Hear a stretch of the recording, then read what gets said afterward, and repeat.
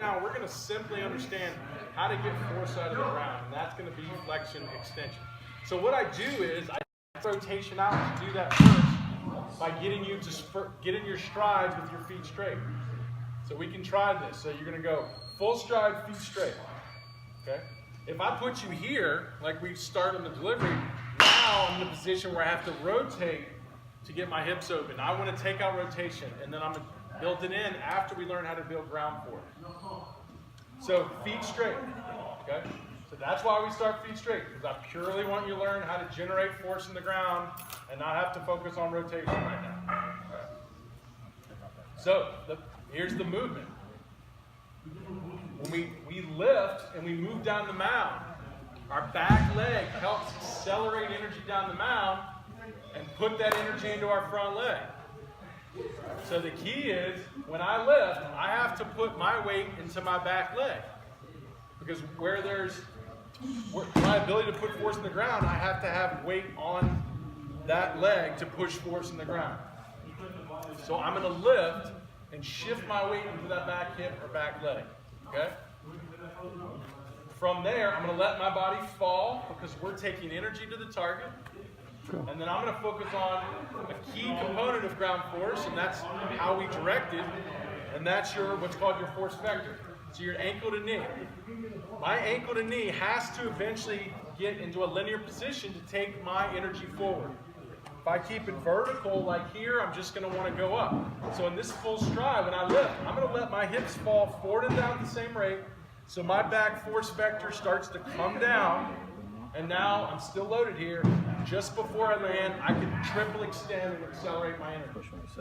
So the initial fall is to get momentum going, get your force vector down, and then we're going to peak that energy as we extend ankle, knee, and hip flexion. So let's practice that. I want you to lift, put all your weight in your back leg, let your hips fall forward and down, and just before you land, I want you to extend your back leg. Extend your back leg. Feel your body accelerate that energy. So right here, watch. Lift, load, fall, and drive. You want to feel this? Cool thing is when you're on the king of the hill plate, it's giving you an indication of how you're doing that. Get it down low so it's here.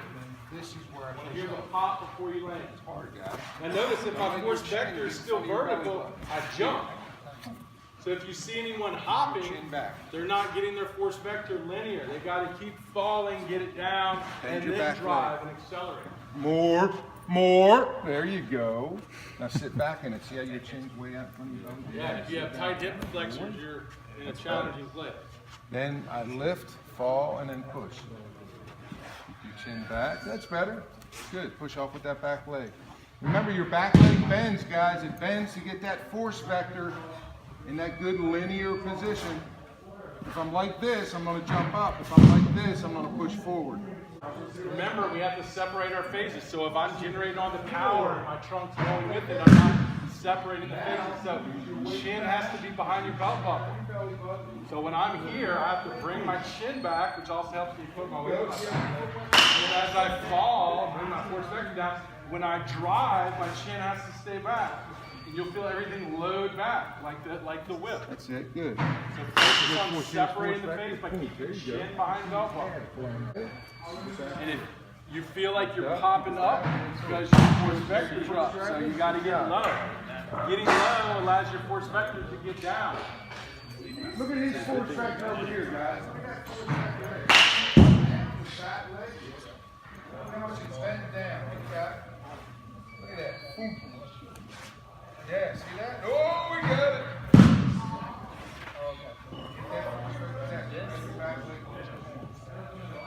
Bend it. You got to bend it to extend it. You got to load it to explode it. That back leg has to be bent so you can extend out of it. Load to explode, bend, bend, to extend, bend. Any ready position? Yeah, ready position. Right out. Now, like this, like you were doing before. Freeze. Bend. There you go. Now push out of that. Ooh, there you go. That's it. Good, Bob. Remember, you got to bend to the extend. If you only bend it a little bit, then you only extend it a little bit. You bend it more, then you got range of motion. You come out of that. Front leg in. When you land, your front leg has to stabilize. High velocity pitchers have no lead movement. Fall and drive, boom, you stick and stabilize that front leg with your chin back. In 1990, they taught land on a soft front leg. So if you have a coach that's about 50 years old, he learned. And when he says land on a soft leg, you say, yes, sir, but who's your best coach? You know otherwise now. Because they'll say, land on a soft front leg. Well, that's just the opposite. Right, because the studies that we had showed over, a large group of pitchers at elite level, they were stabilizing leg. And if you study them, you slow down pitch, slow motion video of all these elite pitchers, you're going to see most of them hit, lock it up pretty hard. Also, too, you're going to see them landing in flexion and then finishing in extension. Not all of them, but a good amount of them, and then there's a high correlation to, remember we saw that, to that braking force, that extension, the pitch release. Think about when you hit, what's that front foot do? When you swing, straightens right up. Same thing in pitching. Same thing. So if you're on the king of the hill, and we'll let everybody try this, you're using the king of the hill for several reasons. It's telling you, is your force production linear? Because these are sliding plates, if I push down, it's not going to pop. It's telling me if I'm pushing back, which is that linear force. It's giving me an indication that I generated force with the sound, which can help me understand timing. Did I do it early? Did I do it late? And it's giving me a level of force, so it's telling me, did I generate enough force? Or enough force based on how much of the plunger I cranked it up to. So this is a great tool to help you better understand your back leg, and we can do front leg too. So lift, fall, last minute when we hear the pop. So if I don't hear it like this, because I went vertical, right? But if I let it get linear, late and drive off the plate, you're going to feel that hip open up. So why don't we practice on that? So line up behind each one and do 2 or 3, and then move on with the next guy. This one's going to be hard. Whatever your guys with mass or weight, come on this. Mass equals gas.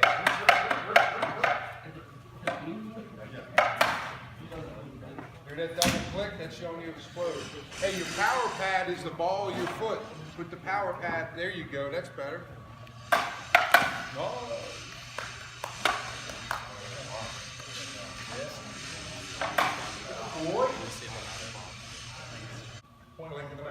So now I'm giving you 0.1, 0.2 seconds. So I'm not giving you a lot of seconds. So you're going to see how hard this is. So we're going to work on front leg. So chest is open. Act like we came out of rotation. Gloves tucked, elbows up, arms external rotation. So from here, you're always pushing backside. Keep force going forward. You want to first simulate your landing. So push, hear a click. That means you landed. Stable. Then I want you to trigger the energy coming up, or drive the energy up by extending and popping the plate. That's going to pop your hip up, that's going to throw your trunk into flexion, and then your arm can go into internal rotation. Remember, the sequence is always up. So you want to feel hips, then when we drive and abducts, that's going to throw the trunk. Now the trunk is peaking, the arm can't go yet, then the arm's going. And I want to get that pop off before I feel like I would release the pitch. That would be like this. And I'll just sit here and shift and feel it, this loading as I'm shifting. And then once I hit it, I can fire the front leg. Boom, right there. You feel like I want to hear that pop as I was releasing the pitch. Boom, right there. And that's how you would land, stabilize, and drive your front leg to accelerate your front. Try that. It's going to be a lot harder because you're now in 0.1, 0.2 seconds.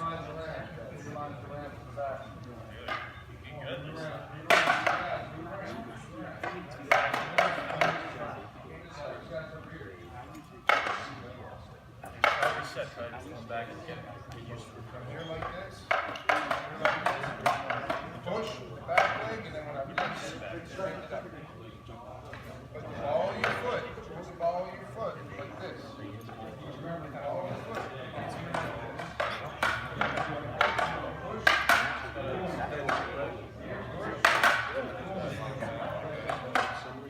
Come on, who's next? Who's next? Ball your foot up there. There you go. Right out a little bit more.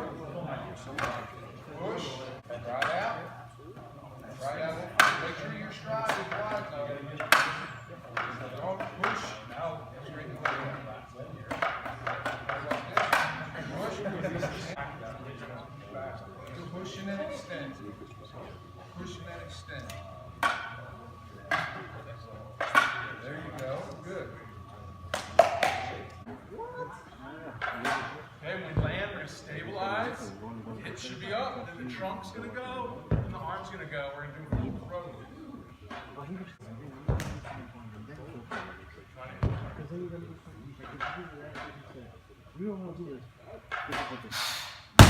Okay. We do that on a knee. Then we do momentum. So we go feet together. We actually fall up out, wind up, and build a full strut. Then we learn to do it in separation. Now, this is hard. Right. You actually start hips open, bring your shoulder forward. It goes in the exact arm pattern of baseball. Deflection, I like to bring the ball back, put it in horizontal abduction behind my back, bring it about 85 degrees of abduction up. I'm going to lift and drive, I'm going to land, top, ball's up, then I'm two-handed here. I'm going to turn, arm's going to lay back, That makes sense. two hands, Makes sense. trunk's going to forward and release the ball. The ability to do this with two hands takes the torque off the arm. It's not allowing it to drag and yank back. So now I got to get better at hips, separation, trunk. Can't use my arm. And if you want to use your arm, you're going to start trying to do this. Okay? We don't want that. We want two hands on all the time. But now worry about how you're Drills like this drill, just to get you used to It's so wide, you know. laying on the back and firing it. Notice how I'm pushing. Not pushing the ball, laying it back, it's bouncing and firing out of that, lay back and it is a good way to practice. You can also practice short distance, like right here. Just feeling this kind of laying back, coming out of the hand. Notice I'm not pushing the ball. Laying back, coming out of the hand. Now I can turn my shoulder. Same thing.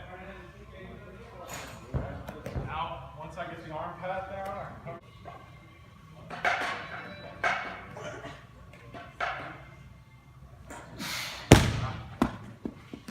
Notice how it's a lot harder to drive than that separated back.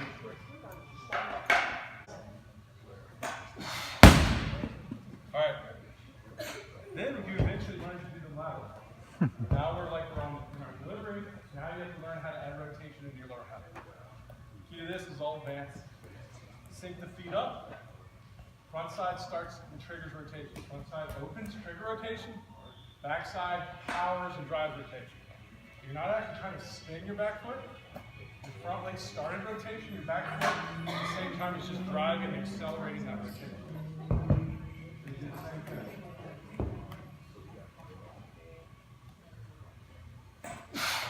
Because you have more range to cover, so you need more power through it. That's an advanced drill. You would want to do those beginners until you get good enough to do the 2 series of the 3 drills each of the chest up separation. Our guys, chest ups, can get up to 42, 43.